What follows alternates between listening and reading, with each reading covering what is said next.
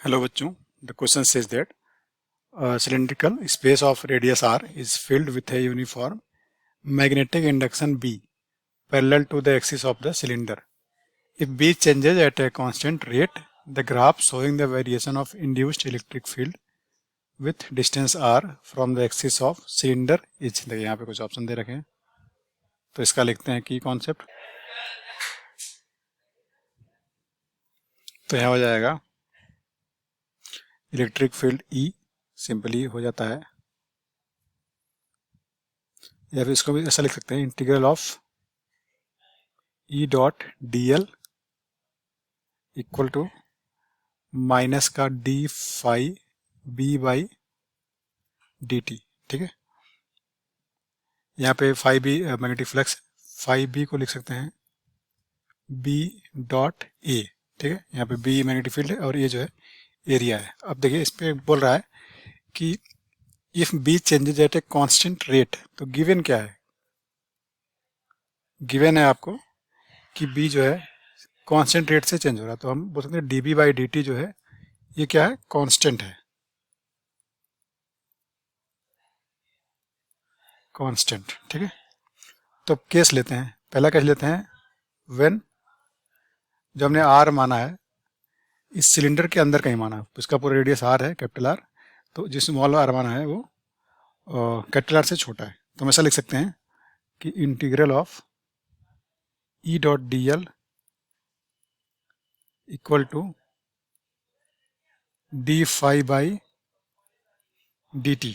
ठीक है, तो डी एल क्या होगा यहाँ पे? इंटीग्रल ऑफ डी एल अगर हम यहाँ ऐसा बनाएं तो हमने इस तरह से मान रखा है, और रेडियस आर है और बाहर पूरा कैपिटल आर है।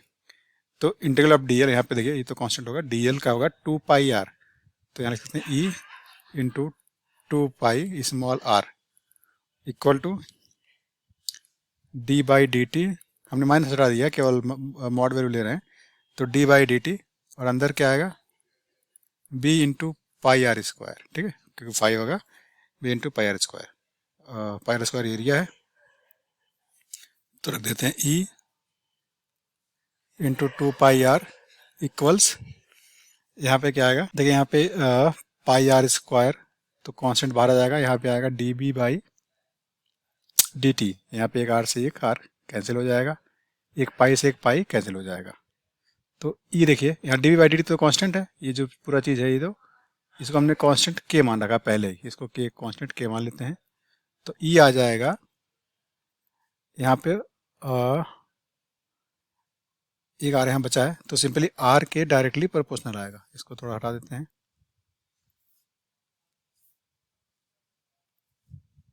ये आएगा प्रोपोर्शनल टू आर, ये सिंपली आर के डायरेक्टली प्रोपोर्शनल है। ठीक है, अब सेकंड केस मानते हैं, इसके बाहर सेकंड केस मानते हैं when small R greater than capital R, capital R से बड़ा है, तो क्या हो जाएगा? फिर से वही अपना integral of E dot D A equals, फिर से वही पूरा डी बाई डी टी और यहाँ पे बी डॉट डी ए, इसका इंटीग्रल। ठीक है, तो यहाँ पे आएगा E into two pi R equal to, यहाँ पे फिर से क्या आने वाला है? डी होगा पाई आर स्क्वायर, बाहर आ जाएगा, यहाँ पे इसको स्मॉल आर कर लेते हैं, और capital R pi R square, और इंटू क्या आएगा? D B by D T. ठीक है, तो यहाँ से ई आएगा सिंपली, तो यहाँ से एक पाई कैंसिल हो जाएगा, तो यहाँ आएगा R square by two R D B by D T. तो यहाँ से बोल सकते हैं, देखिए कैपिटल आर तो कांस्टेंट है, यहाँ पे आर के इनवर्सली प्रोपोर्शनल आर आपकी बार, तो देखिएगा यहाँ से आया था ई प्रोपोर्शनल टू आर, और यहाँ पे आया है ई इनवर्सली प्रोपोर्शनल टू आर। तो हम लिख सकते हैं फ्रॉम फर्स्ट एंड सेकंड जो ग्राफ हमें दिखने वाला है कुछ इस तरह से दिखेगा। पहले ग्राफ इस तरह से जाएगा, ये वाला हो गया हम r इक्वल टू r पे आ गए हैं। फिर जब इससे बाहर जाना तो ग्राफ कुछ इस तरह से डिक्रीज करेगा।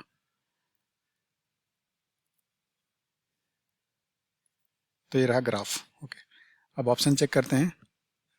तो ऑप्शन ए जो है सही है। Hope you understood it well. All the best.